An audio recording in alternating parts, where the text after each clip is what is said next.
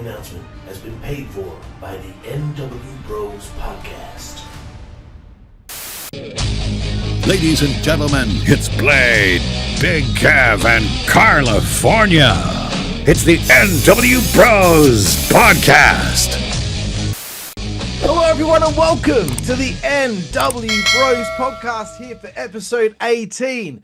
Slim Jim's Halloween Havoc 1996 review here with the nWBro's. I'm of course one of your hosts here, Karlifornia. Great to be with you all once again.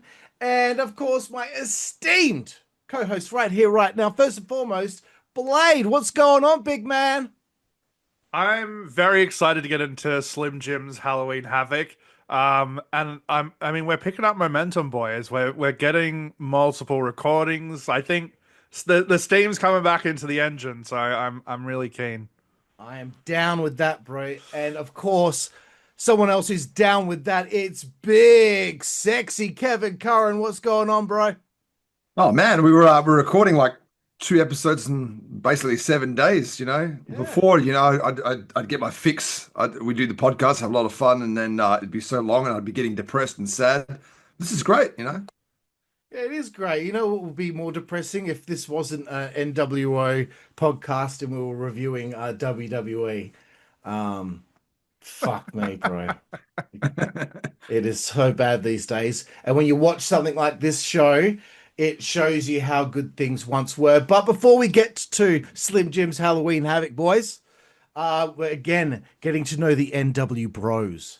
And this week's question is, favorite Randy Savage moment or memory? I'm starting with you, Big Kev.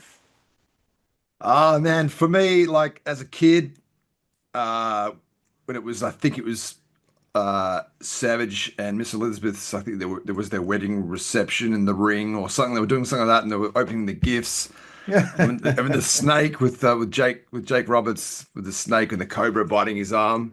Man, as a kid, like watching that, I was just like it blew my mind.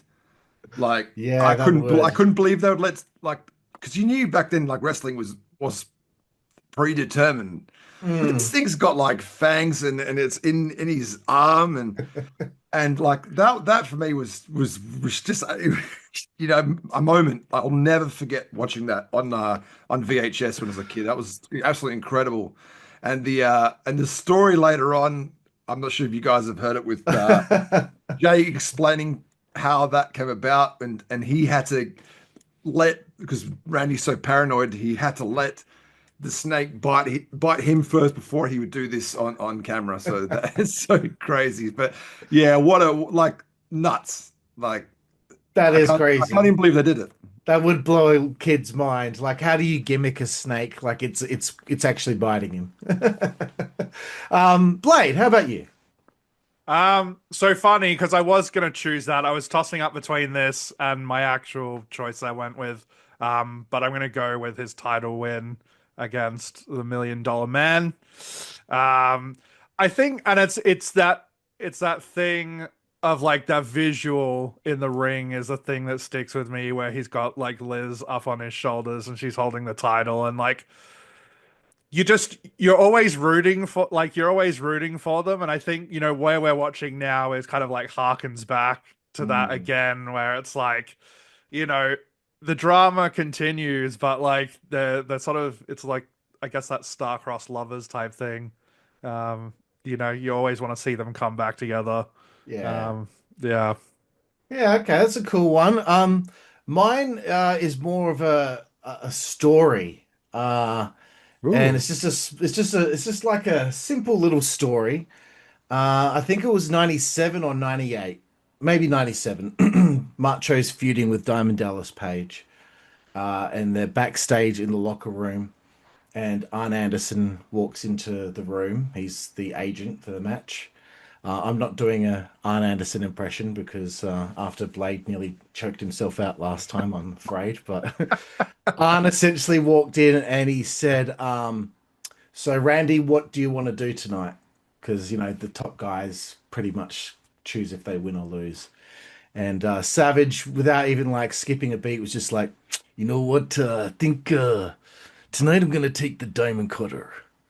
And DDP was in the locker room with him. And for DDP, that's a big moment. Like, wow, Randy wants to put me over clean here on pay-per-view. And that was the night that Randy pretty much made DDP. So I thought that was pretty cool. And I think Savage has always been really classy. He knows when it's time to put people over. So that's my favorite story as it pertains to him. Anyway, boys, let's get to Slim Jim's Halloween Havoc. Let's snap into it right here from October 27th, 1996. MGM Grand Garden Arena, Las Vegas, Nevada. 10,000 people in attendance. It's a sellout. The tagline of this show is a night of terror and suspense. The MGM Grand Garden Arena. Some actual good facts here. Opened in 1993 with a Barbra Streisand concert and held famous boxing super fights with the likes of Tyson and Holyfield, De La Hoya and Mayweather, etc. On September 7th, 1996, the Bruce Seldon versus Mike Tyson bout. So this was literally like a month and a half prior, was held there, and later that night, Tupac Shakur was shot in the drive-by attack. Wow. And WCW always had Halloween Havoc there from 96 to 2000. And the UWF, WWE, and AEW had shows there too. Let's get to the buy rates of this pay-per-view before we get into it. Again, I just want to add context here as to where they were and where they are when they get to Halloween Havoc. Slamboree, before the angle really kicks off, 155,000 buys. Great American Bash, 170,000. Bash at the Beach, 250,000. Hog Wild Brother on August the 10th, 220,000 buys. Fall Brawl, 230,000 buys. But Slim Jim's Halloween Havoc, 1996, 250,000 buys. Highest live gate in WCW history at the time. Wow. They sold their most merchandise in history that night too. They generated about $297,000. Let's get to the show. Marvelous Mark Mero's theme song plays as Halloween Havoc 1996 begins. Finally, we have Dusty, Bobby, and Tony back together. My favorite trio behind the desk there. And of course, as Tony's talking about the start of the show here, a little Shivani-ism here. Yeah, that's right, motherfucker. It's time for another Tony Shivani-ism, yeah. The most important world title match ever. Did you guys have anything to say as it pertained to the beginning of this show, Blade? No, just recapping the events leading up to everything, which, I think is a great way to get us prepped for the action. Sweetest hits, bro. How about you, Kev? Yeah, Dusty and Tony, they mentioned that Savage just crossed the line and he's took it to another level. I think that's referring to the last Nitro where he said, what was his line again? He basically alluded to he's going to kill Hogan, right? That's basically he said. My life is fragile or something. Yeah, and so so basically I think they're referring to that line there, but they're saying Savage has crossed the line. They've taken they've done everything they can to Randy, but he's crossed the line by saying that. Okay, but I thought that made me laugh a little bit. But yeah, they're setting this pay-per-view up basically like it's Savage. He's got nothing to lose. He's they've done everything to him. He's just gonna he's going for it. He's crossed the line, but Hogan's telling Liz what Hollywood Hogan wants, Hollywood Hogan gets. Before we get to the first match here, there were actually two dark matches on this show. And I thought that this might be interesting to hear that Jim Powers defeated Pat Tanaka to open the show. And Psychosis and Juventud Guerrera defeated Damien and Halloween, who was later known as Cyclope. So I'm guessing Damien and Halloween were kind of having a bit of a tryout there because I think that's their first time in WCW. Let's crack on with it here. First matchup, WCW Cruiserweight Championship on the line. Rey Mysterio Jr. defending against Dean Malenko. It's been a while, Blade. Finally a bit of Dino Machino for you. I'll throw to you straight away here. What did you think of the opening contest? Oh, you know what? I did have to question here why they decided to go with that particular pacing. I know that's kind of Dean's go-to, but it felt like listening to the crowd, you could tell that they were hot, and it just never, like, to me, it didn't really seem like it kicked into second gear at any point. Like, the match itself, like, you know, as I've come to expect, very slick, very clean, technically, but just I think they've had better matches that we've seen already on this podcast. And I don't know, I just felt like they could have gotten more out of the crowd than they actually managed to get. So yeah, I still loved it, but wasn't as impressed as I have been in previous outings. Okay, fair enough. I mean, they have had a few battles already, so Big Kev, what did you think of the opening match?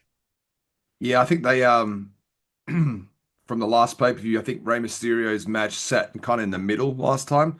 So they've switched him back to this opening match again, which is, it just works because the crowd's hot. He gives them so many of these like moves and just the crowd is just, you can't help but be amazed by what's happening here. So Rey Mysterio, some great stuff again. I thought they kind of started the match similar to one of the other ones they had where Malenko sort of attacks him straight away from the beginning and sort of grounds him down. But yeah, this wasn't as long, I don't think, as one of their other matches on pay-per-view they had, but I still, yeah, solid start to the pay-per-view. Yeah, I enjoyed it. This is like classic WCW pay-per-view opener. Like they start with the Cruiserweight title match to kind of set the tone. One other point I had for this as well was like, I know we got a lot of high-flying guys in wrestling now, like way more than ever before.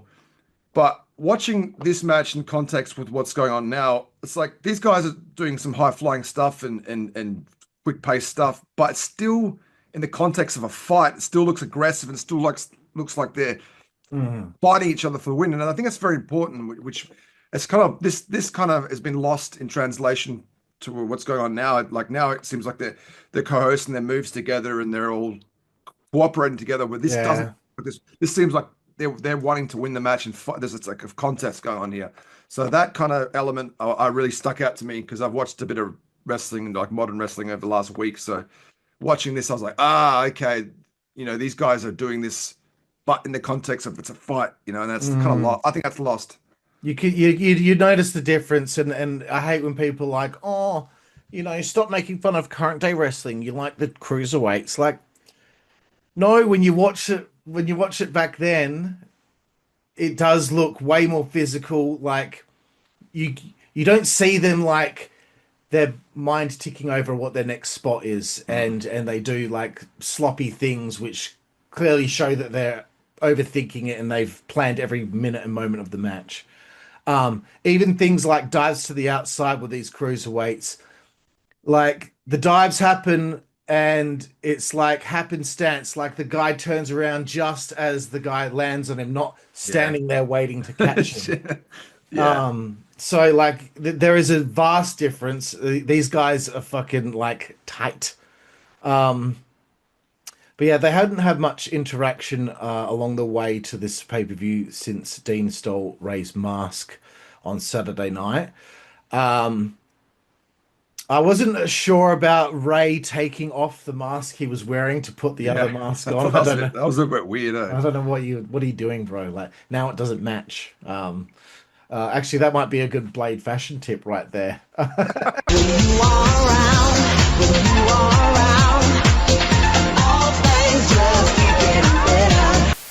what did you think of the change of mask, bro? I mean, yeah, it's very clashing. Not complementary colors to one another. No. I did laugh a few things on commentary. Tony said, talk about the MGM Grand Garden Arena, and last night the Who were here, and Bobby immediately went, "Who?" Yeah, dad joke. So he's so lame sometimes. Dusty Rhodes really makes me laugh sometimes because he mispronounces things sometimes and he mixes two words together. So he said he was going to interpretate it. And then Tony was immediately like, "Oh, yep, interpretate, yep." Uh, and Dusty didn't even bat an eyelid. Heenan stammering over his words about being dobbed in for looking for Nick Patrick earlier in the day. Malenko hit this sweet midair power bomb from a springboard from Ray, which was just like flush. The gut wrench power bomb off the top was really cool too. Big win, new champ. Malenko in 18 minutes 32 seconds. Wow, this one didn't feel like it was 18 minutes. I don't know for me, because some of those other kind of 18, 20-minute matches, I kind of get a little bit tiring. But I wasn't. Yeah, I was actually shocked that you say it's 18 minutes. Wow.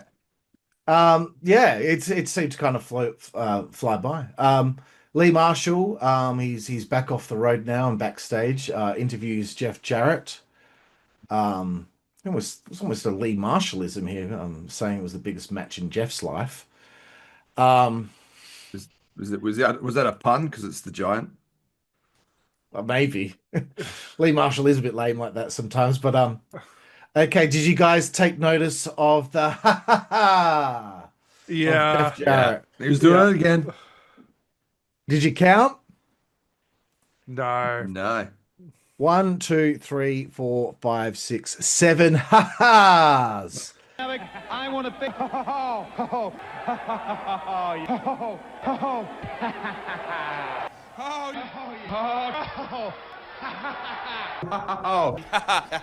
Fact of the matter.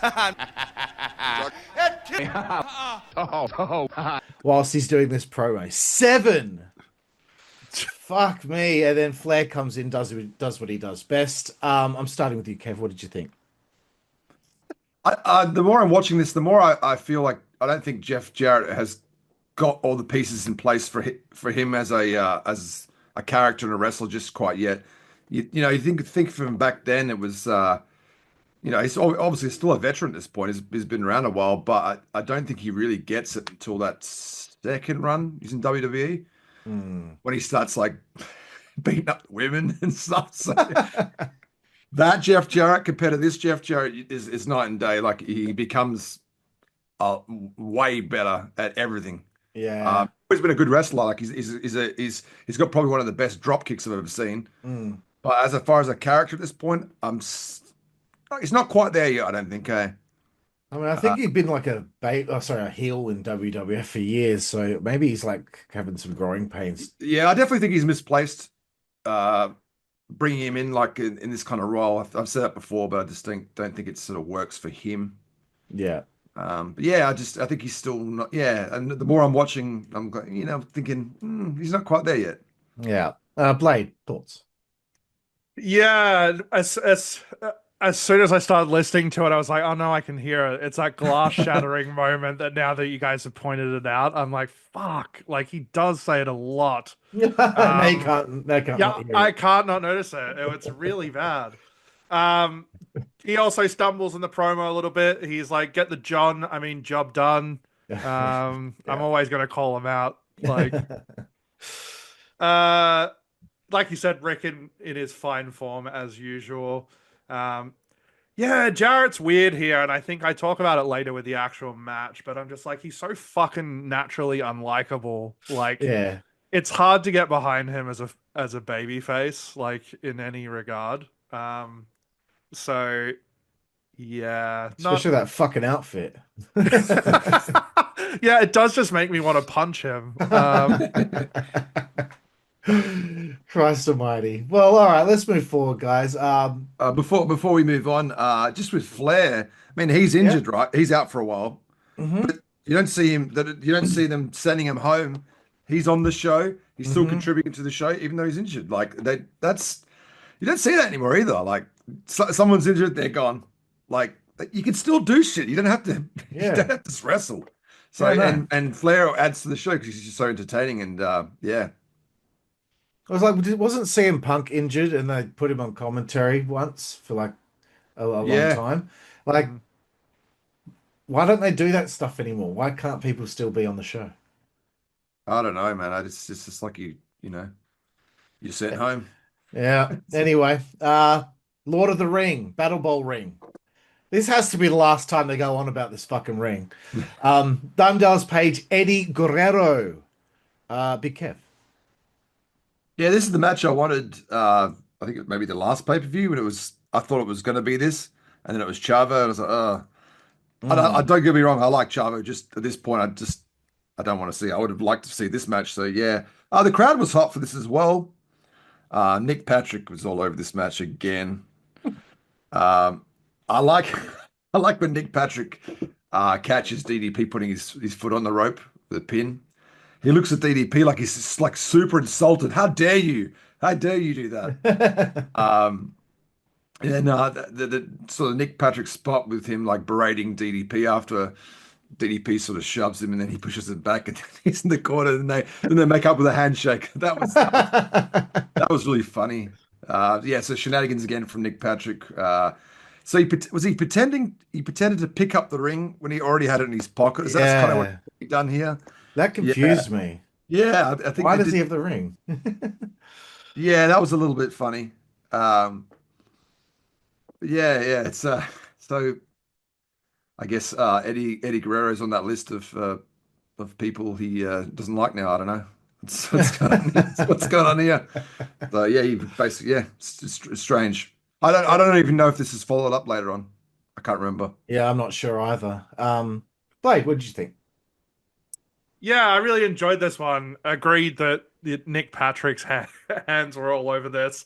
The thing that made me laugh about the spot that Kev mentioned as well is, he's selling the neck with the holding the back of he cuts sick, and then as soon as they shake hands, he goes right back to it. I love that commitment. It's fucking hilarious.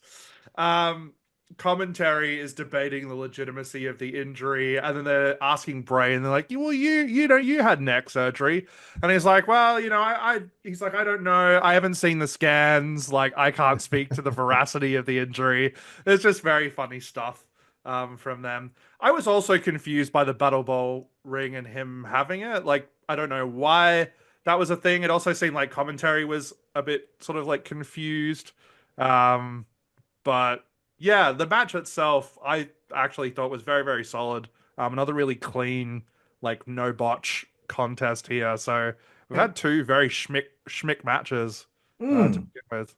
Yeah, right out of the gate. Yeah, it was funny. Like the match just started and Nick's already in pain and grabbing his neck. It's like, bro, just have some time off if it's that bad.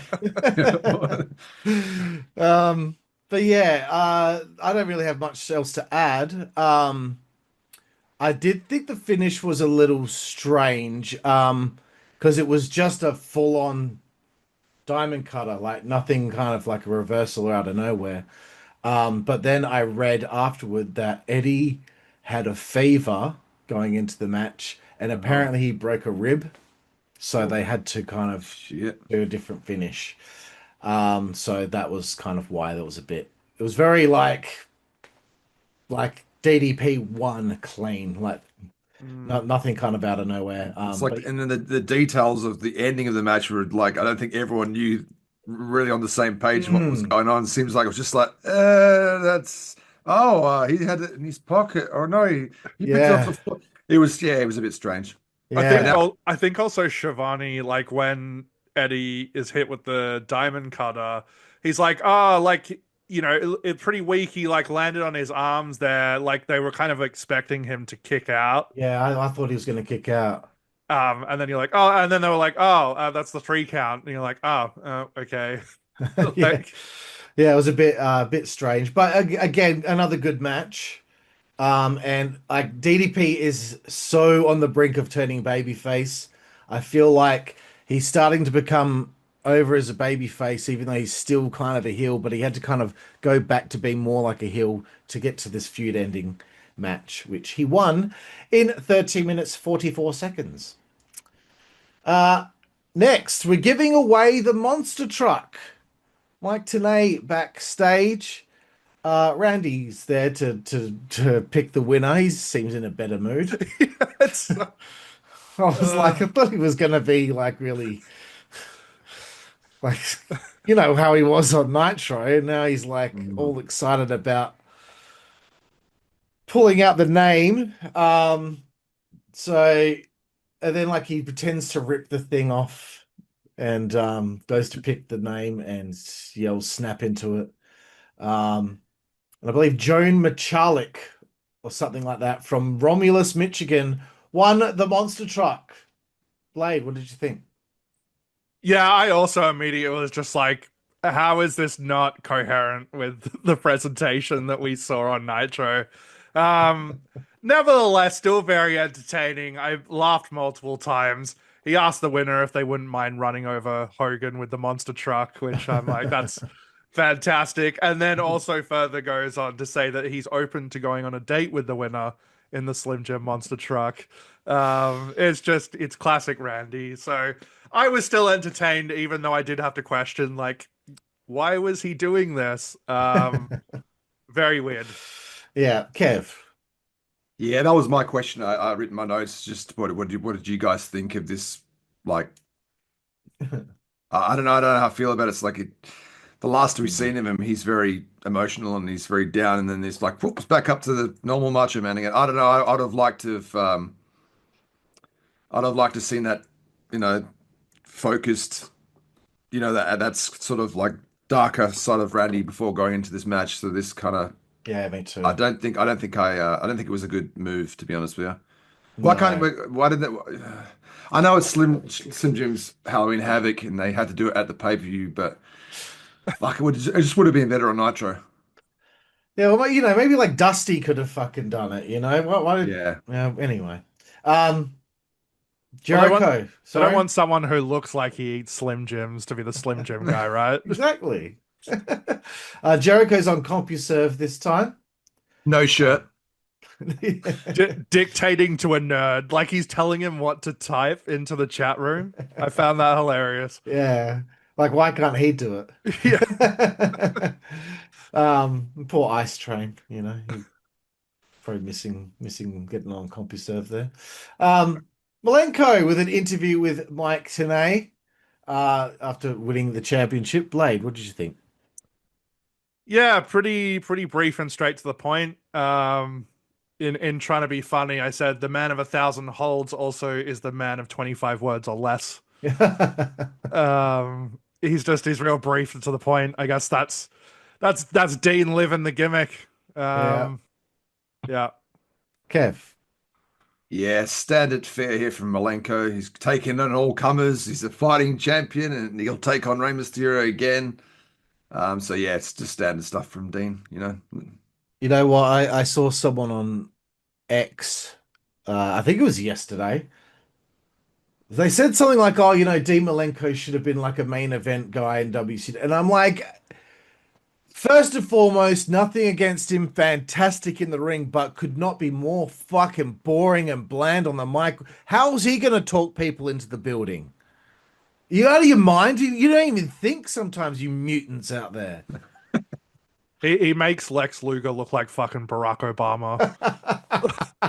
Like, honestly, fucking, jeez. Yeah. Christ almighty. No wonder him and Benoit were so tight. Fucking, I wonder what they got up to when they hung out. We can play backgammon or something. NWO have an interview with the Giant there, Ted, in the crowd, with the Giant who's got the US title. Kev, what did you think of that? Yeah, there's not much here really. What was Giant's line? Everyone goes to the glue factory. What was that in reference to? The horseman. Horses. Sending horses to the glue factory. Oh, right. Yeah, I was like, what? Okay. It sounded good, but I was like, I was a bit confused. But yeah, the St. Jeff is not a smart guy. So, I noticed that Ted mentioned that Jarrett was offered to join the NWO. I don't remember that. Blade? No. Yeah, I don't remember it either. I think it was kind of I think it was kind of like alluded to because I remember them talking about it on the show, like on commentary when Jeff showed up in the limo initially. But like it was, yeah, we never saw that actually transpire on screen. Right. Well, Giant is claimed to be the US title holder, which isn't official. And you know what I was thinking? It's been forever since the Giant fucking said anything. I haven't. He was doing interviews every fucking week, like at the beginning of this podcast, and Yeah, I'm like, when was the last time he wrestled as well, aside from like when he beat up Jim Powers?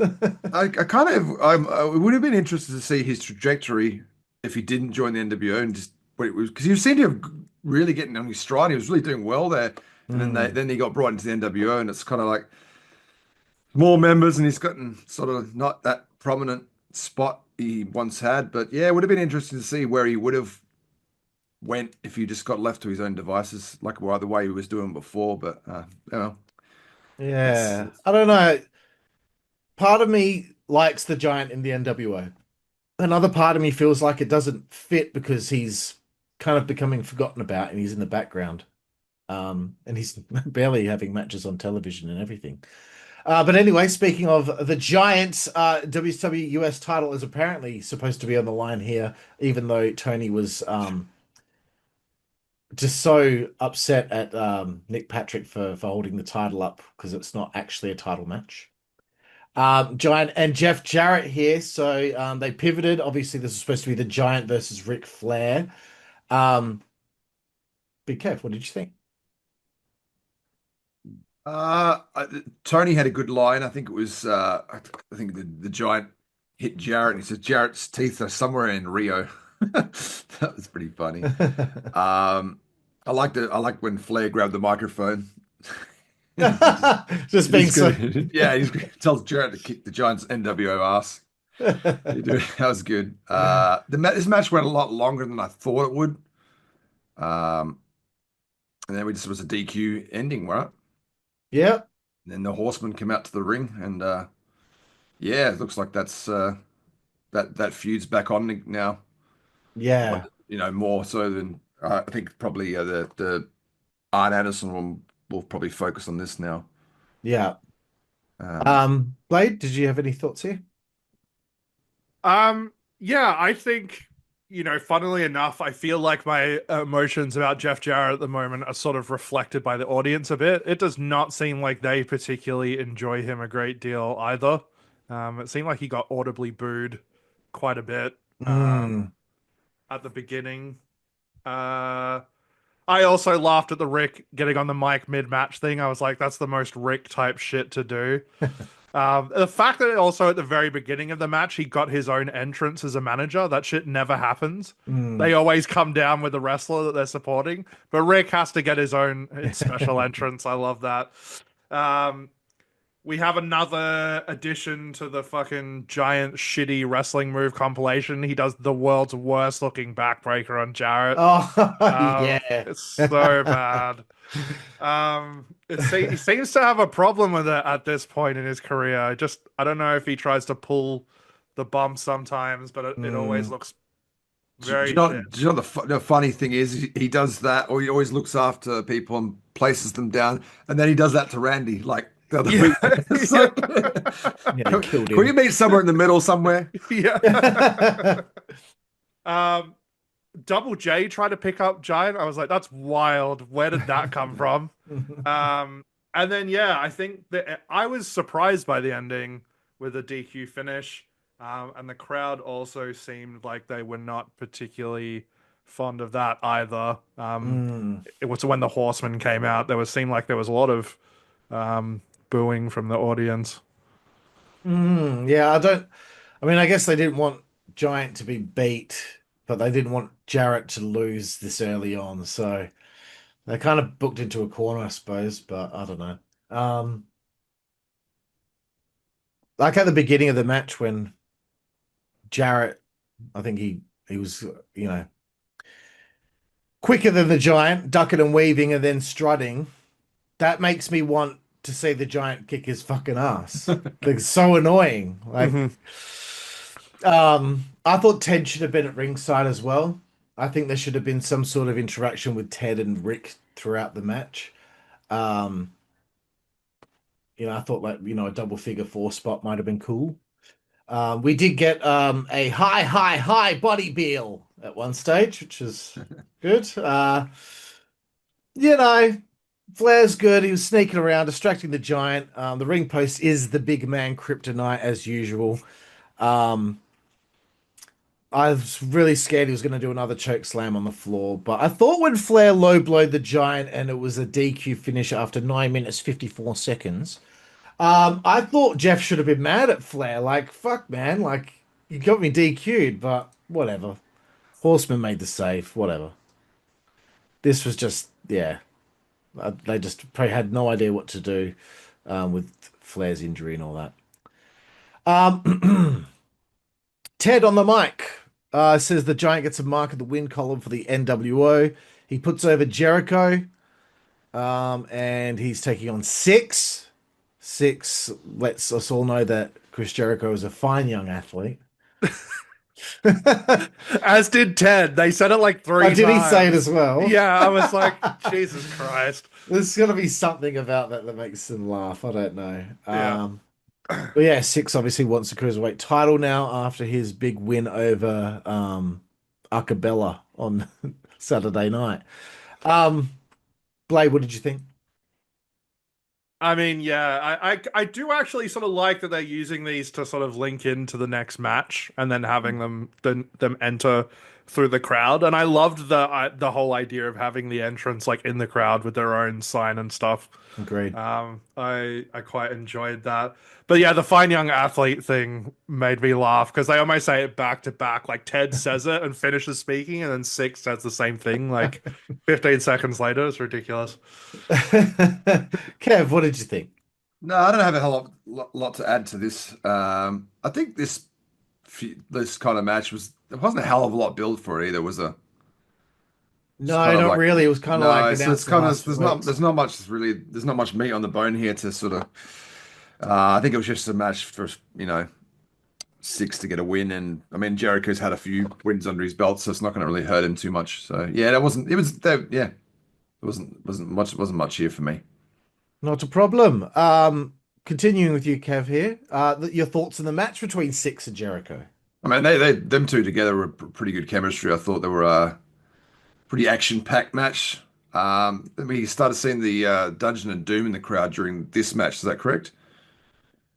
Yeah, Conan and yes. Conan and Sullivan in the crowd for this. So they just sort of showed up here, which was I wasn't quite sure why they were sort of watching on. Yeah, so Six picks up the win here, and yeah, I didn't have a hell of a lot. It was just a good match, and but as I said, there was not a lot to this match. There was not much story and stuff leading up to it, so yeah, don't have a hell of a lot here. Okay, Blake. Yeah, I really enjoyed it as well. I thought it was another like super solid contest, which is really, really awesome. Like, especially considering when we talk about new wrestling, like we were earlier, and like how frequently people botch these days. I think we've had mostly a pretty clean like run of it here, just like really snug, tight wrestling, which is always good. I think this was the first time where I was like legitimately, and sort of not looking at it with hindsight, being like, you can see Jericho has a lot of potential here, but it's clear that he's not connecting with the fans in any way, like currently.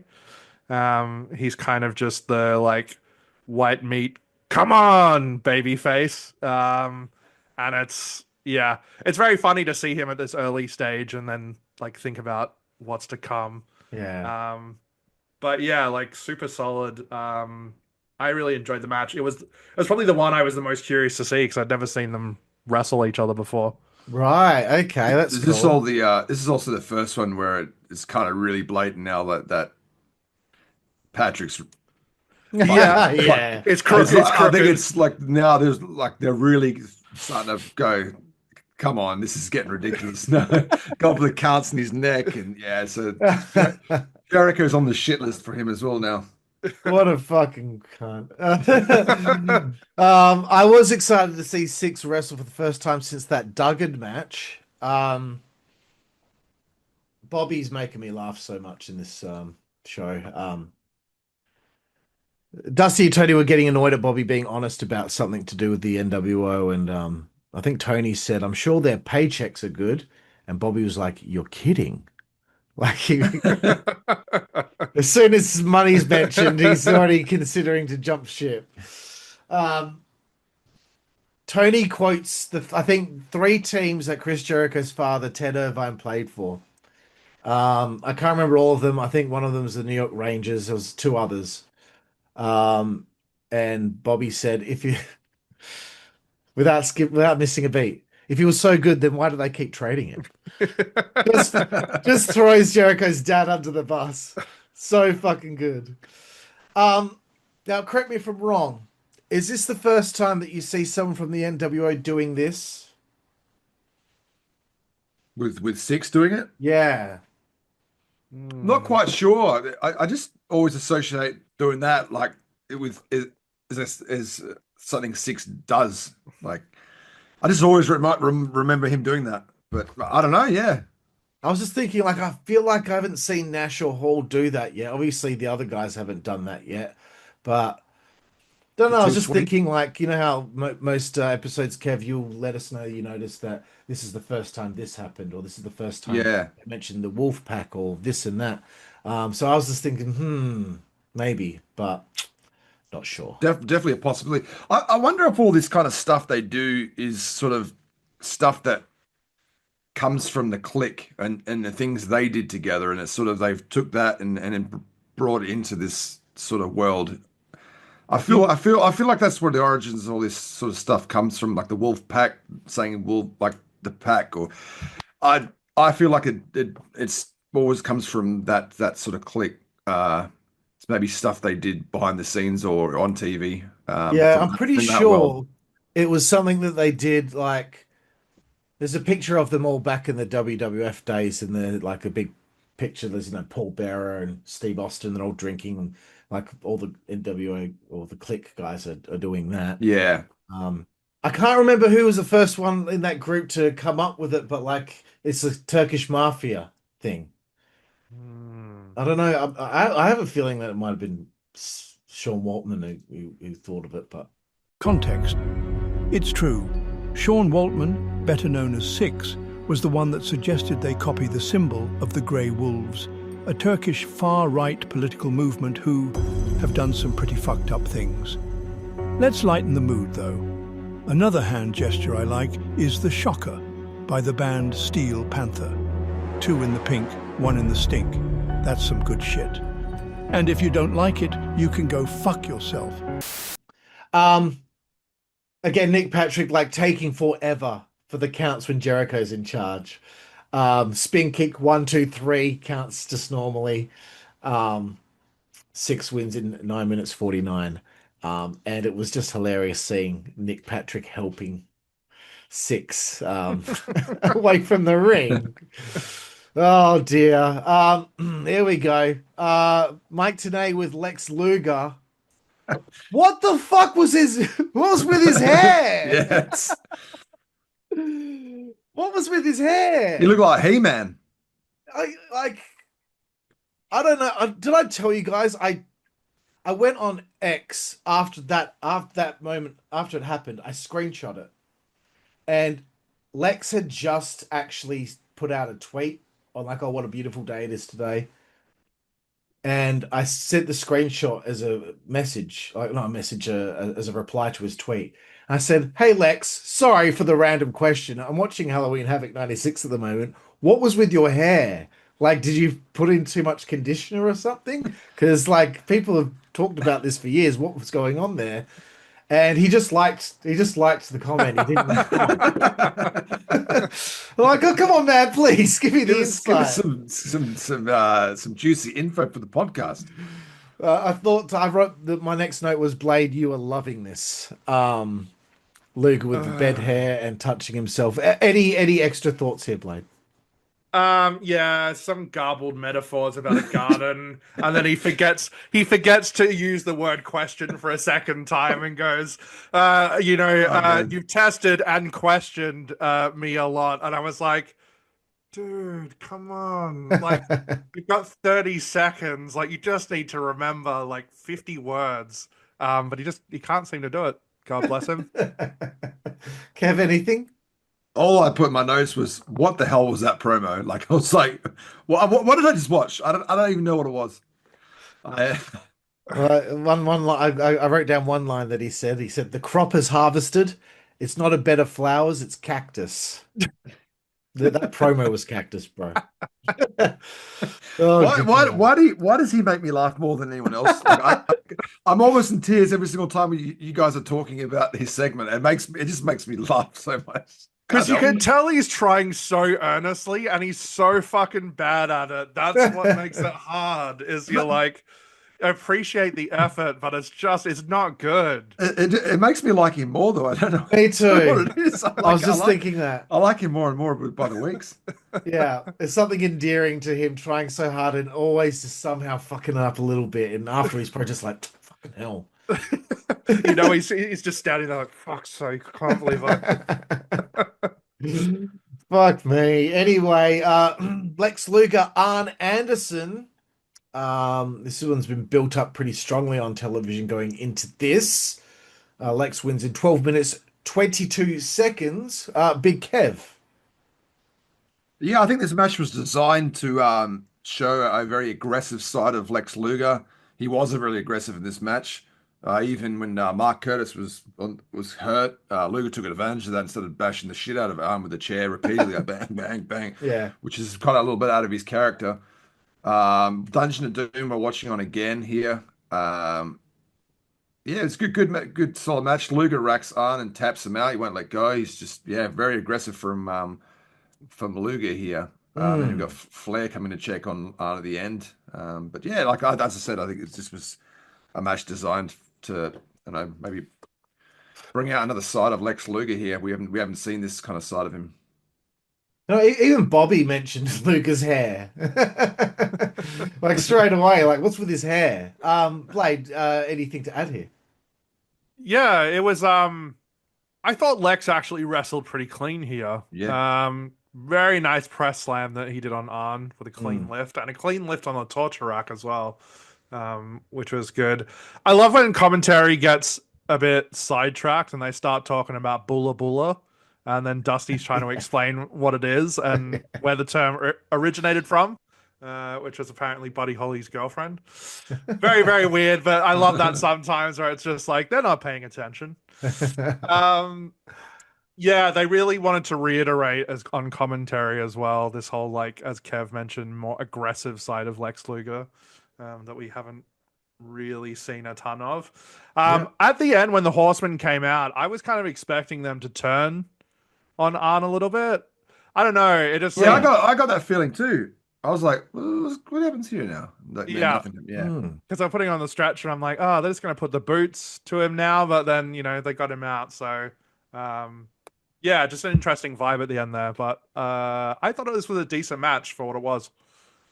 Right, yeah, I thought this was interesting because I did a little research and I come to find that after this match, Arn Anderson only had 22 more matches before he retired. I don't know. They were going on about like his arm and the injury, and I know like whatever the injury was, like it made Arn's like left hand or something, like kind of what is it that happens when he doesn't have like numb? You got numb? Yeah, and it kind of like is weak in comparison to the other hand. Right. Yeah, because of his neck, some sort of like it's almost kind of like incapacitated, like his grip strength. Yeah. Was there a particular thing that happened to Arn that done his neck, or because the thing is like the way he wrestles is not really it's quite a safer sort of style. He's very like a pro wrestler, grappling. So I don't know what happened to him where he caused him to retire. I don't know. I've never heard, like, was it like how did Arn Anderson hurt his neck? Wear and tear, maybe. He cracked a vertebrae during a WWF match. A later incident involving a 20-pound dumbbell falling from his hand due to nerve damage led to a career-ending surgery to fuse his vertebrae. Oh. Okay, so he was at a Gold's Gym working out, and he couldn't grip the dumbbell, and later couldn't unlock his car or undo his bootlaces, indicating a nerve issue stemming from the neck injury. Fuck. That'll Fuck do it. Anyway, like one thing I wanted to mention about Arn Anderson, the simplest things, like whipping Luger off the ropes and running at him for a gut shot with a punch, just so solid. Looks so like just the dude's so good. He's really underrated. He's really underrated. Fantastic. His selling is impeccable too. He's a pro wrestler, basically. Yeah, You know? they don't make him like that anymore. No. One thing though, it never ceases to amaze me. I've talked about this before. The amount of wrestlers that don't know where to hold people for a catapult. Arms on the thighs so that when you hit your back, they can stand straight up. Don't do below the knees because their knees are going to bend. You're like, I can't believe it. Like, I've seen some of the best wrestlers. They always make that mistake. I don't understand. On, let's get Carl down at the Performance Center right now. Fuck, man. That's like that one thing. That's the only thing. Imagine that Carl catapult coach doesn't do anything else but that. Hey Carl, how do you do a working punch? No, it's not for me. Just catapults. That's all I do. Yeah. I don't have anything else to add there. I did like the stretcher job though. I thought that really made Luger look strong. Lee Marshall backstage, he mentions Sting and the Hotline, and then he has Harlem Heat with him. Be careful. I just find this really funny when Sherry's talking, and you can see like half her face because she's taken up by Booker. She's in the back. She's in the background then, and eventually the cameraman sort of goes, "Oh, okay, maybe I should zoom out a little bit." And so he zooms out, so then you can finally sort of see her. She moves around to the side, and then you can see her a little bit better. But just that little things like that, it kind of that cracked me up a little bit. They're so big, those guys. Cutting getting the shot. That was funny. Blade, anything here?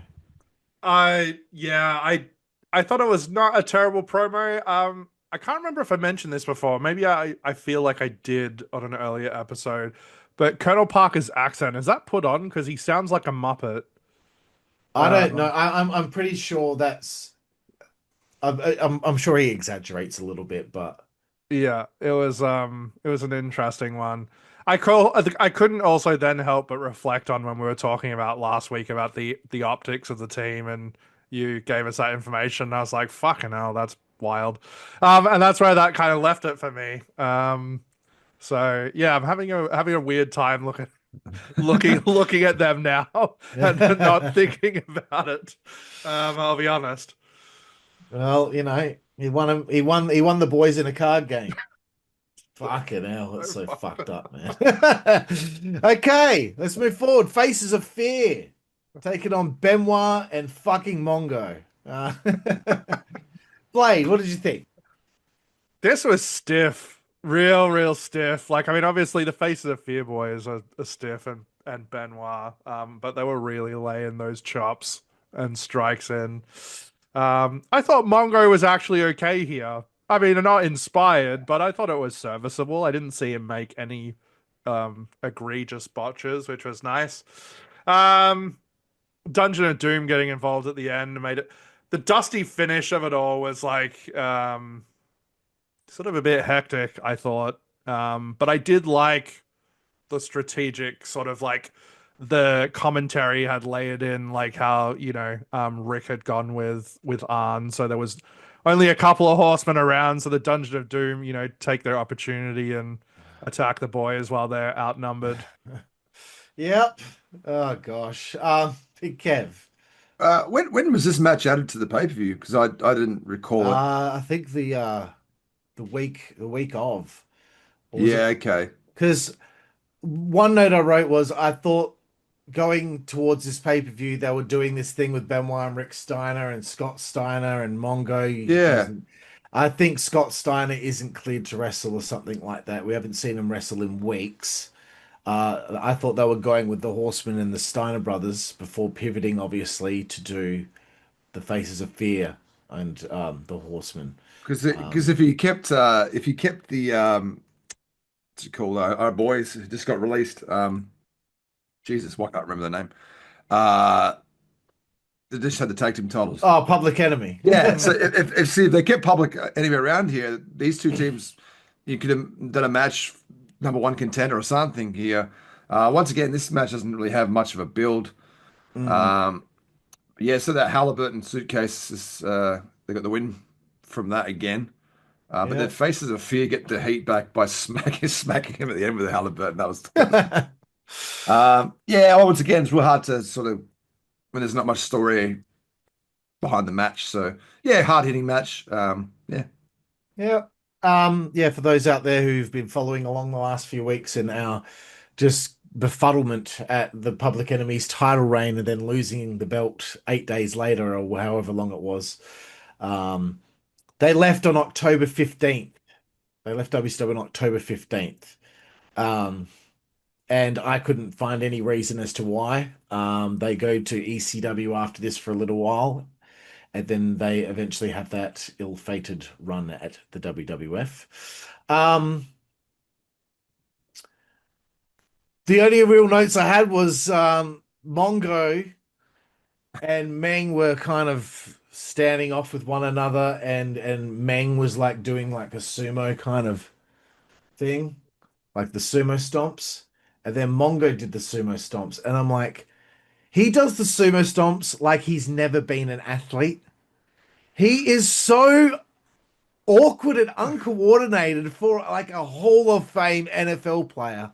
Then like a few minutes later, he does that, whatever that fucking thing is that NFL players do where they like roll around on the floor and like run their feet on the floor and roll around. And then he hits the chop blocks on Meng. And I'm like, that looked really good. That's like the only time I've seen him do something athletic that looked good.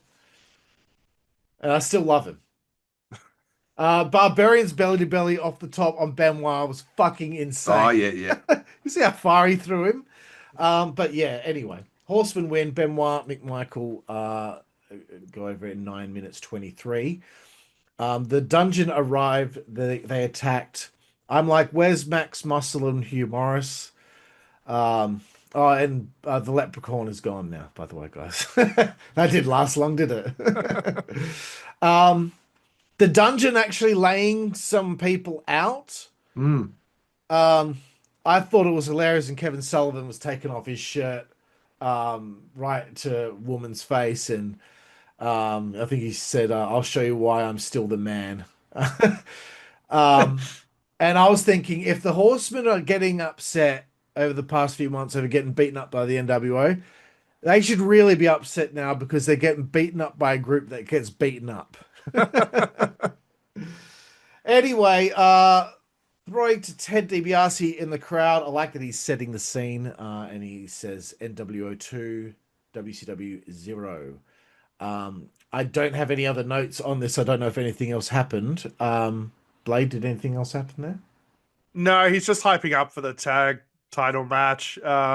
He makes a couple of good quotes. One that I really enjoyed was that he says that they don't need multiple shots to get things done. It takes one that's shot. good. Yeah. Sick quote. Nice. Kev, anything there? Nah, just same thoughts as Blade. So yeah, let's move on to this awesome match. Very good. By the way, just in case anyone out there isn't aware, I like the NWO. If you could just tell my fucking outfit. Okay. Harlem Heat, Outsiders, WCW World Tag Team titles. I was the most excited for this matchup here. Heat have some pretty sweet new entrance gear. Nash with sick new ring gear. I like it. And this match is kind of infamous in a way. Mark Curtis is the referee here. I'm going to you first and foremost, Big Kev. Yeah, this was my match of the night. I really enjoyed this. Outsiders, quick tags in and out. Everything was done. It was a good. It's just a good contest. It was a good tag match. I mean, you got Sherry getting involved, breaking Nash's eyes from the outside. I wrote down here the selling of the out for my wrestling needs to be studied by these guys in the ring right now. Just the way they've laid this tag match out and how competitive it is, and like just the intensity, like the whole spitting on Booker. No, sorry, Stevie Ray, and then Stevie Ray gets to spit back at him, and like there's a lot of there's a lot of animosity here. It's good.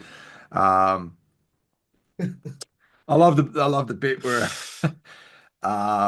Sherry comes on the apron and slaps Hole after he does this, and then Hole just grabs her, plants the kiss on her, and then Colonel Parker, his face is so angry, like so good. The crowd starts chanting Razor after he does that, which was interesting. Yeah. This bit with Colonel Parker coming in the ring, with the cane, and then Nash sort of takes it off him, and then he just retreats out of the ring. If I'm being nitpicky, I would have liked to see Nash hit him and then knock him out of the ring, because he just kind of it's almost like he gives him the cane and then leaves. And I think they could have done that bit better, which led to the finish of this match. The match was really, it can't have been very long, and I felt like it could have been a bit more, but these guys know when to just leave it hot and get out of there, because I felt like at the end I was like, oh man, I would have liked to see a bit more on this match, but it served its purpose. It was a solid tag team main event match, I thought. Very good. Yes, the Outsiders won the tag titles in 13 minutes 7 seconds. Okay. Blade, thoughts? Yeah, I really loved it. The crowd were obviously very hot from the beginning, and they really milked that and built it up with their sort of longer time to get into the match and the stare-offs, which were great. There's one point where Stevie Ray had Nash in the corner, and he's just windmill swinging on him, trying to bring him down. So funny. As Kev mentioned, Hall laying the kiss on Sister Sherry got a big reaction, and her selling was absolutely golden. She's just absolutely losing her shit. She's so good. God damn, the Harlem Hangover. Sometimes they cop it real bad, and Hall copped it straight across the face. Fuck, that would kill. Yeah, poor motherfucker. The big dude too. Well, that's it. You just got this huge leg/foot just coming straight down. It's gotta fucking hurt. Yeah, the cane thing, I agree with Kev. I can sort of see what they were going for, and they tried to play it on commentary as well, where it was kind of supposed to be, Colonel Parker freaked out and then just sort of gave it to him and then, bailed. And then they were sort of arguing about he just gave it to him, and they were sort of a bit back and forth on that, whether he may have potentially been in cahoots with the Outsiders. Okay. Yeah, maybe that's why they did it, yeah. Nash. I thought Nash and Hall got a decent reaction for the win. I did laugh. Those belts are tiny, and they look small on those boys. They needed to replace those things for so long. Yeah, the upgraded version looks sweet though. Yeah, I think I remember. I think Scott Hall was talking about those tag titles. He was like, "Man, those things are just falling apart. The side plates were hanging off and." Jesus. They didn't do anything about it for months. But yeah, I really enjoyed the match. I thought it was very, very solid. Me too. Also for me, this is my favorite match on the show. Hall spitting on Stevie Ray was I don't believe that was talked about beforehand. And I know Scott's told the story before when he did it and he saw Stevie look up at him. Hall thought to himself, I've pissed him off. He's like, man, you have to understand that's a very proud black man. But Stevie was so professional that he knew get his comeuppance and spit back on him at some stage. That's just. I think it added to the match, though. I really, Yeah. like it's so vulgar and disgusting, but It's gross. But it told that story of how much animosity between the teams, and I think it felt like it added to the match for me. It was really good. Now I think about it, I'm fucking just spitting on someone. It's fucking disgusting. I love the Outsiders with their greatest hits. This is like what they do. The Snake Eyes in the corner, the guy's selling, Hall comes with a clothesline, tag, in comes Hall, off the ropes, goes for a hip toss, reverses, choke slam, boom, kick out, off the ropes, duck the line, catches the dude, hits the sack of shit. This is classic. I love it, man. I love it. See how jacked up I got then? I know, and a lot of people say about Nash, he's only got like 5 moves or something. Yeah, but context again, fucking hell. Jim Cornette once famously said, Nash only had 5 moves, and that included the hair flip. Well, let me lay it out for you, Jimmy boy. Nash has the jackknife powerbomb, the sidewalk slam, the snake eyes, the squisher, the knees in the corner, the elbow in the corner, the big boot, the boot choke, a release gut wrench powerbomb. Sometimes he hit a choke slam, a two-handed choke slam, and a short arm fucking clothesline. That's 12, bitch. And I'm not even diving deep like how you like other men to dive deep on your wife, you portly prick. Watch him getting hit by Stevie Ray. Like the way he sells and the way he flicks his hair back and drops. It's so awesome. Like it looks like he's killing him, you know, like he's not getting enough credit either for, you know, selling. His selling is awesome. Like so he's underrated, dude. So underrated. Yeah, and I think as well, like the reason why I thought this match doesn't go as long as I thought, you know, you said 13 minutes. For me, it already felt like it went for like 10. Right. I think it's because there's a lot of in between the moves. There's a lot of like taunting and looking around and slow pace. That's why it doesn't feel so long, because there's so much more than just a match of wrestling, and there's all these other little factors that make the match so enjoyable, but it goes really quick for you because it's done right.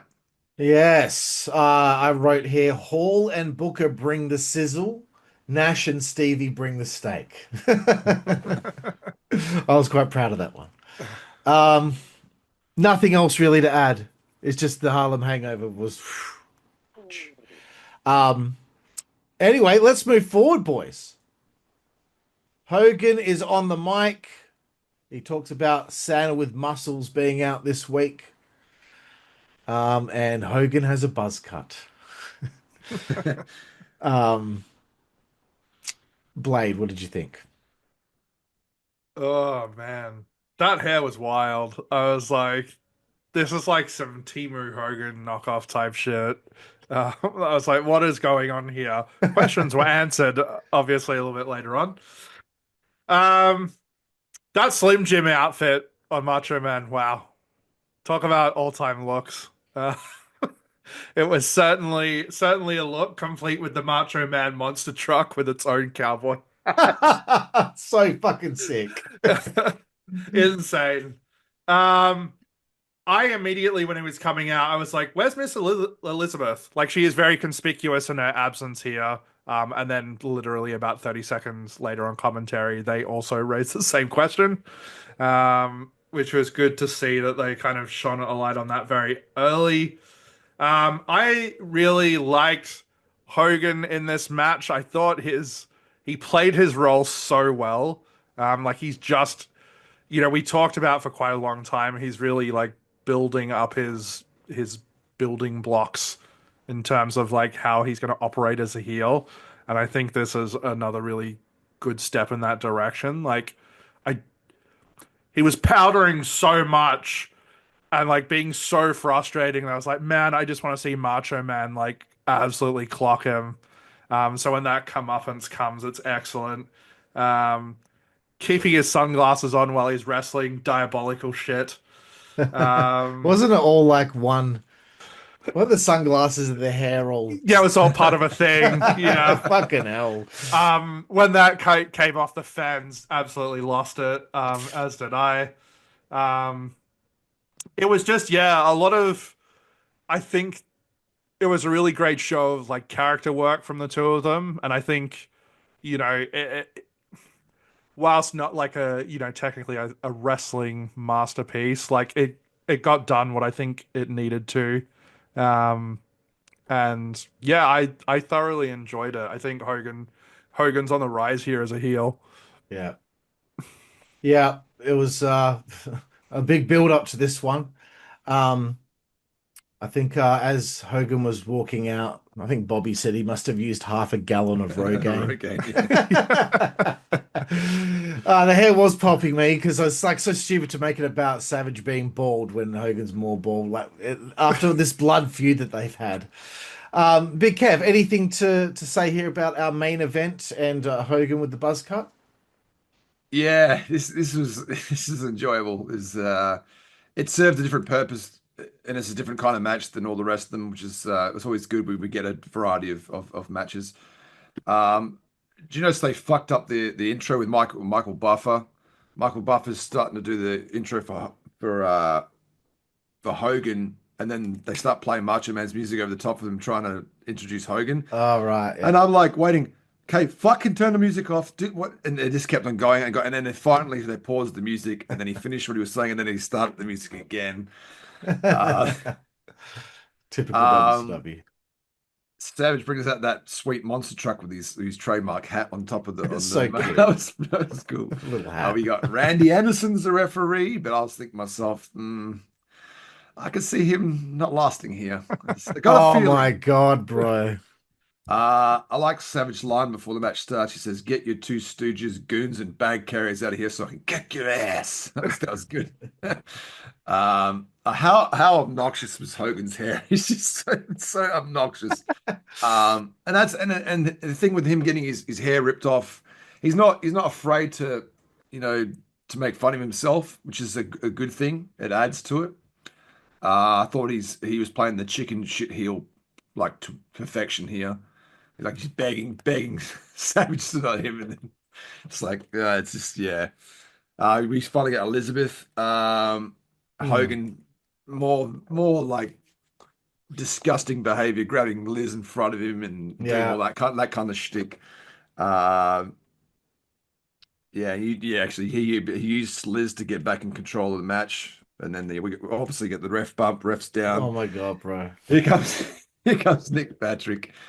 And then the moment Nick Patrick doesn't make that 3 count and stops and does the neck, no more. It's confirmed now. He is an NW. There's no going back from this. Like, God, he showed his true colors on this pay per view. That was the best moment in wrestling history. When he went for that 3 count and he's just this searing pain in his neck has stopped him from doing the 3rd count. Oh, bro. You look at his face.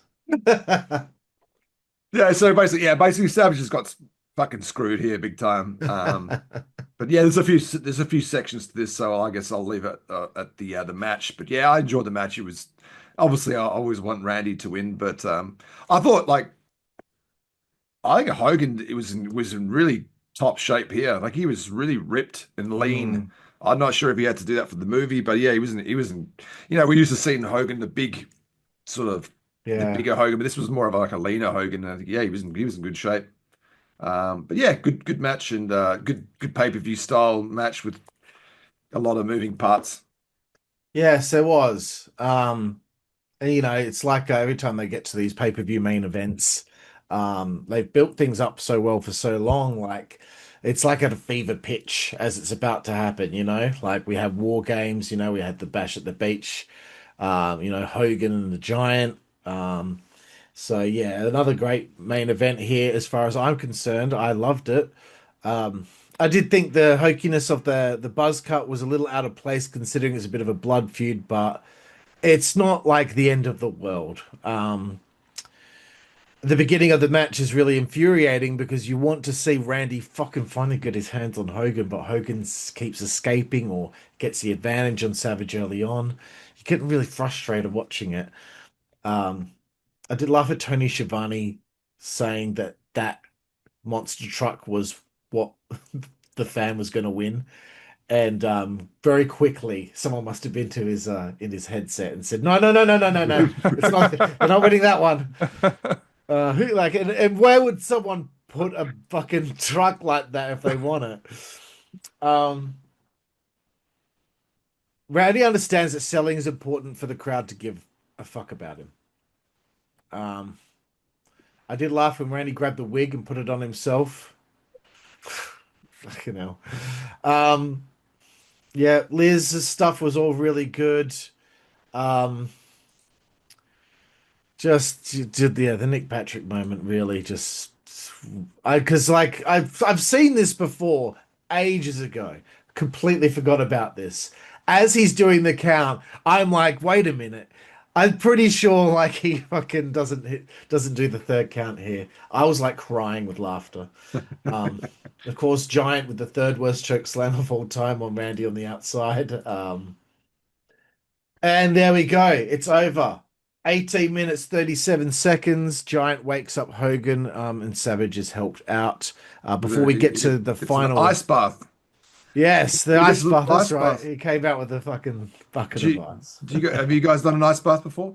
No. You didn't? Do you remember that? Do you remember that ice bucket challenge? Yeah, remember that? I did. No. I've got a video of me doing that. Do you? Yeah, it sucked. Really? I'll have to get the video off you and I'll put it in a little TV screen at the bottom. Yeah. maybe next podcast we can do from ice baths. No, actually, fuck that. That would be fucked. Blade, did you have anything else to add there at all? I know I already went to you, but I did just want to talk about this at the point like where they rip the wig off and Hogan is just like pointing to the bald spot on Macho Man's head. I'm like, you fucking dick. Especially as you can see his own bald spot so prominent on the back of his head. So funny. But yeah, I really enjoyed quite a lot of this, and I was very surprised at the sort of end culminating spot, which I'm assuming we're talking about. These are my favorite moments here, Blade, because you're seeing the footage for the first time. I like knowing the thought that goes through your head when you see something like this and you didn't know it was going to happen. Please take me and Kevin a little journey here on what was going on when you heard the pipes play. Yeah, so like they're celebrating, and I was like, okay, cool, like, yep, awesome. I'm assuming they're sort of heading to wrap it up, and yeah, then the bagpipes kick in, and I was like, what the fuck, Piper? Like, seriously? And then, yeah, sure enough, out comes Hot Rod. He looked good here, I thought. Like in good health. Yeah, I said in my notes I had Roddy Piper ! Did not expect that. I thought he cut a hell of a promo. Like, I've always loved listening to him like talk. He talks in a way I think is like how he would talk in real life. Like, it almost seems like he's not playing a character. Like, he's just being the prick that he would be in person, having a normal conversation with you. And I really love that. Also, he mentioned WrestleMania on a WCW pay-per-view. Yeah. And I was like, that is very interesting. Big surprise to hear the enemy mention.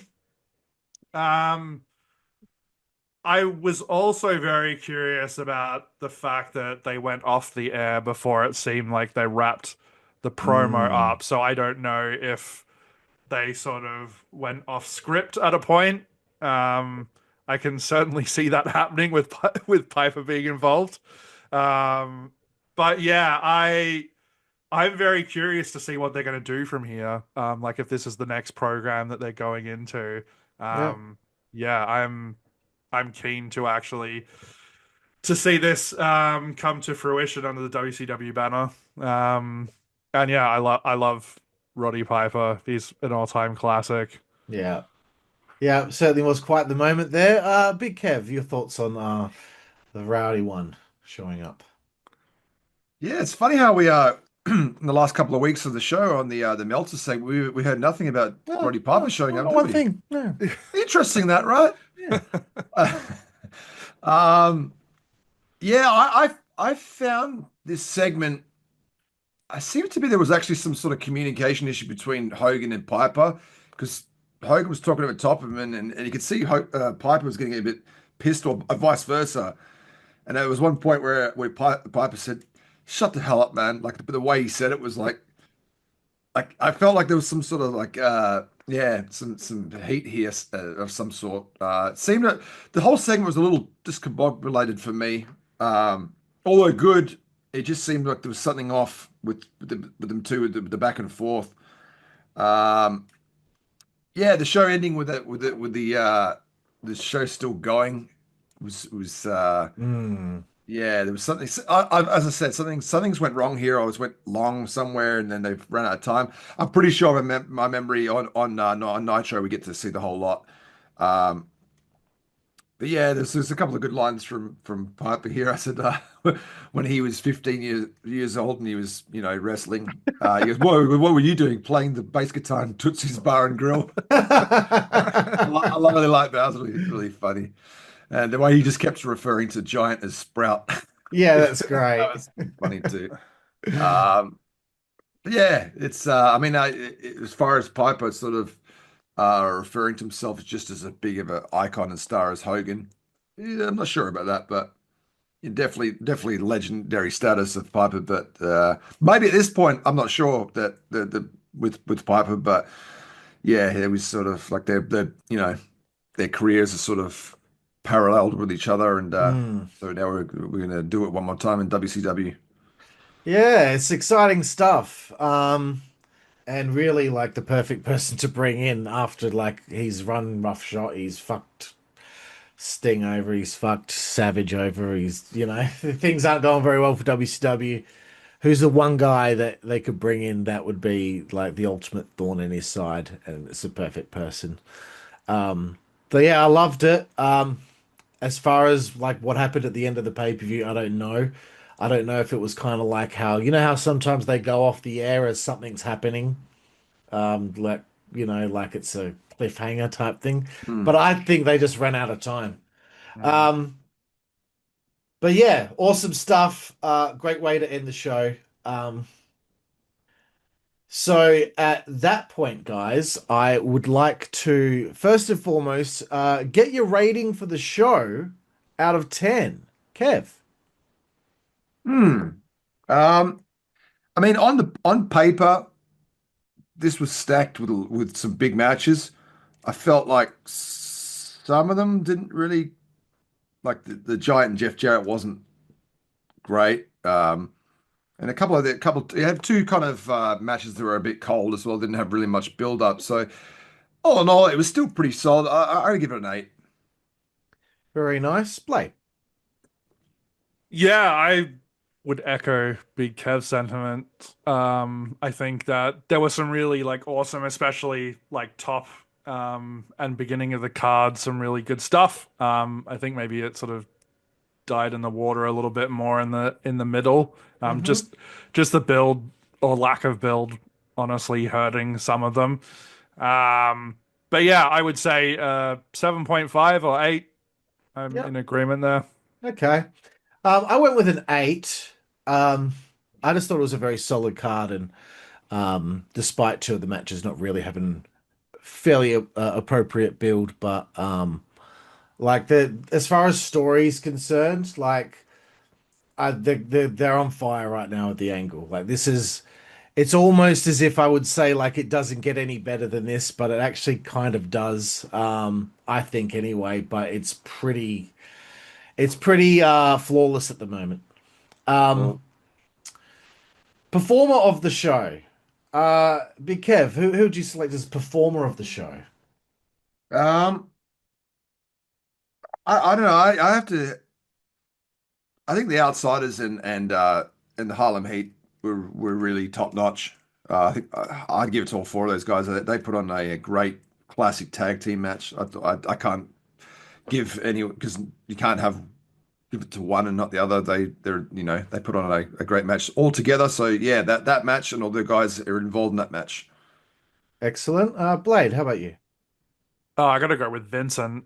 He was all across the show.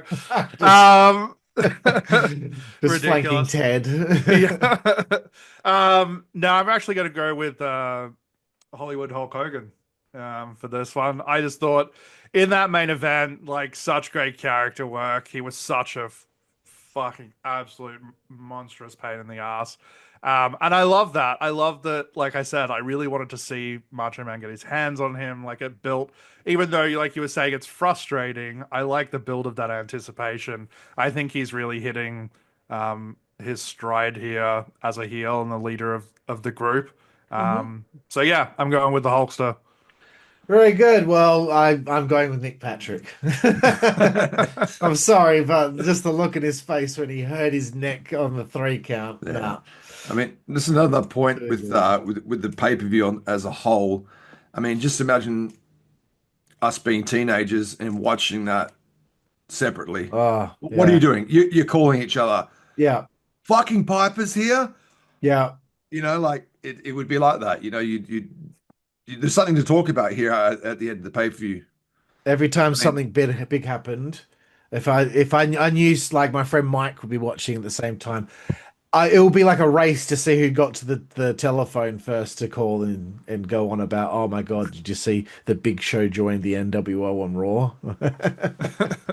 But yeah, it's moments like that, you know, that really, especially if you've been a fan since, like, the WrestleMania era, if you heard Piper's theme hit and you're like, oh my, you'd just be so excited. Is the difference between, say, this is quite in a way similar to the current 2025 SummerSlam. We have the match finishing and then a return comes out and it's Brock Lesnar. Why do we not get as excited for that? Even though I love Brock, he's fucking awesome.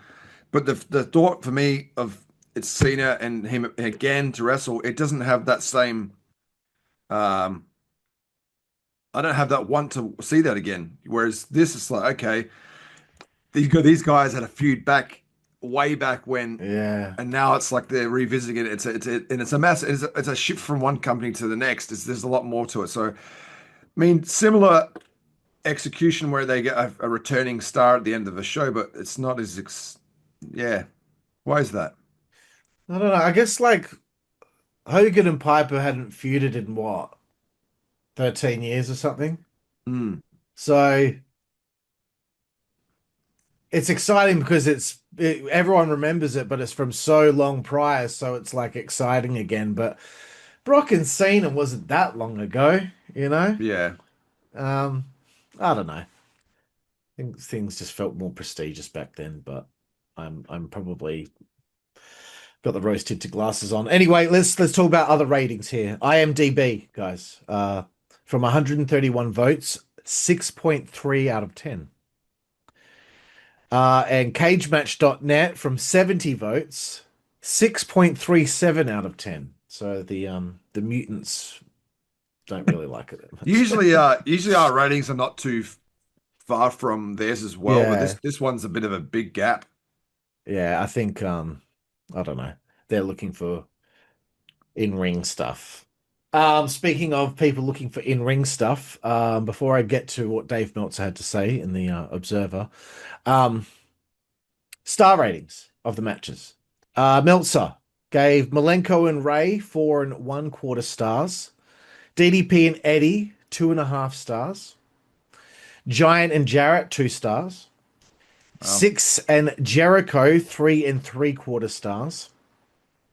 Luger and Arn 2 3/4 stars. The Horsemen and the Faces of Fear 1.5 stars. And what do you guys think that he gave Hogan and Savage? 1. Blade? 2 stars. You're right, Kev. 1 star. Yeah, he hates Hogan. 1, yeah. What did he give the Outsiders one?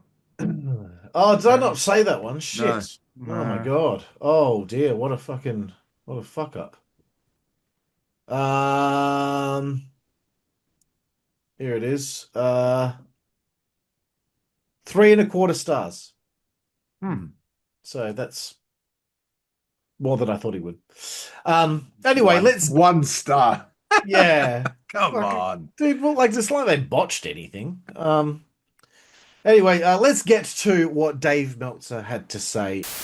That's right, it's time to find out what did Dave Meltzer say. Well, you know what? I mean, I'd have to give that 5 stars. Rumor has it that Mabel is going to be the third guy.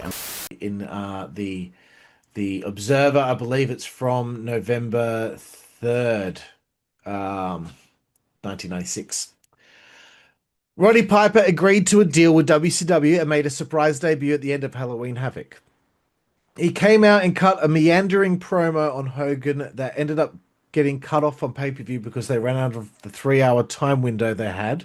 So Havoc went off the air with Piper still talking. There's not many details of Piper's deal other than it also includes some movie deals through Turner and probably only calls for a few matches since Piper is mostly retired. The deal had been in works for weeks, but was only finalized shortly before Halloween Havoc, and they tried to keep it quiet, even hiding it from most employees in the company. But word leaked out to WWF a few days before, and Jim Ross spoiled the surprise on the WWF hotline over the weekend. The plan is for Piper to basically be the replacement for Randy Savage, who is likely leaving, but Piper isn't going to wrestle nearly as often and will mostly be just making TV appearances. Blade, how much of that sounds made up? Yeah, what the hell? In what world? Like, Randy, is such a crucial, seemingly, like, figure in the company at the moment. That's a wild call to be like, he's leaving soon. Like, nothing would seem to indicate that that is remotely true. Just his contract's up. Right. Just negotiate a new deal. But yeah. Anyway, he always says these things. Likely leaving, not is leaving. Kev, anything there? Did Jim Ross really spoil that? Apparently, Piper was. Yeah, he would know, right? Yeah, because what was Piper doing? I think he was the WWF commissioner, wasn't he? So he was actively on the show. His contract ran out, and then he jumped ship. That was kind of what happened. Interesting. So yeah. I would actually like to know how old Roddy Piper is at this point in his he's retired and stuff, and he's not wrestling anymore. I wonder how old he is in 1996. How old is Roddy Piper in 1996? He was 42. Fuck, man. Isn't AJ like nearly 50? Like a lot of the top guys now on the roster is all older than that. Yeah. All right, I'll get through these next few here. Hogan signed a new 3-year deal with WCW 4 days before the pay-per-view. Hogan had a 5-year offer from WWF on the table that he turned down. WWF's offer was reportedly for $5 million per year. It would have started with Hogan making a surprise return at Royal Rumble and winning it, leading to another world title run as a heel. Randy Savage's WCW future is still in question. He was still negotiating with Eric during the week, but hadn't come to terms on a new deal. WWF had hoped to bring back both Hogan and Savage at about the same time and have them resume their WCW feud in WWF, which would have been a huge blow to WCW. But with Hogan deciding to stay with WCW, why would he leave? It really hurts Savage's bargaining power with WWF, so right now no one knows where he'll end up. So essentially we don't know anything. We know about as much as we knew before that paragraph. Okay, Halloween Havoc is in the books. The show broke the all-time live gate record, and the record in merch sales, which was $69,000. Half the merch sales were NWO products. Dean Malenko versus Rey Mysterio was the best match. When giving the results, Dave said the ghost of Hulk Hogan pinned the corpse of Randy Savage in 1837 of what turned into a Jimmy Valiant style comedy match, which made no sense given the storyline of this as the ultimate grudge match. Just hates him. Gene Okerlund still hasn't returned because his contract negotiations with WCW aren't finalized yet. I think, wasn't it the last Observer they said that Gene had agreed to a new deal? They've offered him $180,000 per year to work 5 dates per month, 1 pay-per-view and 4 nitros, but apparently no hotline duties. Oh, I don't think Gene's going to be happy about that one. So he hasn't agreed to the terms yet. I've just got a couple more things here, guys. A WCW house show in California was a mess because there were a ton of no-shows. It wasn't the fault of the wrestlers. San Francisco airport delayed a bunch of flights. A few other advertised people were injured or booked elsewhere. So Flair, the Steiners, Sting, DDP, Savage, Ray, Guerrero, Malenko, Psychosis, and Hoovy missed the show. Hall and Nash ended up carrying much of the load, working a long match and doing other run-ins throughout the show. They also worked as total baby faces and were over huge with the crowd. In fact, that's been a problem with a lot of the recent shows, that Hall and Nash are so over that they're the ones drawing the crowds and the fans don't care about anyone else. That's a massive problem, hey? Mm-hmm. The NWO fans come to see the NWO. WCW fans don't come at all because their side always loses, really. 10,000 people at the MGM Grand. Okay. I'll get your thoughts after I finish this paragraph. The Hispanic fans don't come because all the Mexican wrestlers are treated as curtain-jerking prelim guys. WCW's recent show in San Jose drew 2,000 people and had most of the top lucha names on the card, but there were almost no Hispanic fans in the crowd, despite having huge draws like Mysterio and Conan. Were you there? How do you know? So how do you know? It's a house show. There's no... There's a pic, like... Bro, come on. And when AAA runs shows there, they draw bigger crowds than WCW did. Mexican fans want to see Mexican heroes, not people they thought were stars in prelim matches. Fucking hell, he doesn't like WCW. Hey, Kev, any thoughts here? Oh man, it's just it's the same old. So it's like this is like a running thing every week now. It's just how can I shit on the NWO and make it appear that it's not doing well, like. And in the same breath, you'll say that they've done record merch sales, record this. You sound like an idiot. Everything's last minute, scared decisions being made, rash decisions. No one knows what's going on yet. Just sold out, like in highest gate ever. when he said the bit where he said that the Hogan and Savage match become like a comedy sort of thing like that. Okay, I'll give him that. Like, I can see where he's coming from with that. Yes, okay, we'll give you that one. That's one. But all the other shit you say, it's complete garbage. Blade, do you have anything to follow up there? No, I think it's just that vitriolic, like, yeah, I find it funny that he has such a problem with whatever means, like, I think regardless of whoever it was, he'd still find a way to be pissed off about it. So it's like, if it's Hall and Nash that we're drawing, like, that's awesome. That's a great thing for WCW. Like, especially when a lot of their stars seemingly like didn't make that show. So of course they would kind of be the featured attraction by virtue of a lot of other people not. I don't know why I'm trying to argue the logic of it. He's a fucking idiot. That's no point. One little tidbit and note he had that one of the fake tombstones they used for the set for Halloween Havoc, one of them said Crockett. Okay, so the other thing that I wanted to throw out there was just a few little things that are going on in wrestling at the same time that he mentioned. Shit hit the fan in Mexico this week as Conan, Ray, and all the other AAA wrestlers that work for WCW all left to join a company called Promo Azteca. They made huge headlines throughout the country. It's a company run by Conan, and we'll have wrestlers from WCW coming to work there. In a big surprise, Vampiro will be joining the company too. Several wrestlers spoke during the press conference, and while some were respectful, others attacked AAA and Antonio Pena, claiming he ripped off the wrestlers and claimed Pena was gay. At a press conference. That's so immature. Anyway, yeah, so there's some drama going there in Mexico. In ECW, Kurt Angle just showed up and got upset about the Raven crucifix angle. So that's going on at this time. Yeah. Same period of time. Wow. Yeah. Okay. So they're like, wow, really pushing it. So yeah, I wanted to kind of like kind of show you guys where we're at. Like, WWF has just begun airing vignettes for Dwayne Johnson, who will use the name Rocky Maivia. So The Rock hasn't even started yet.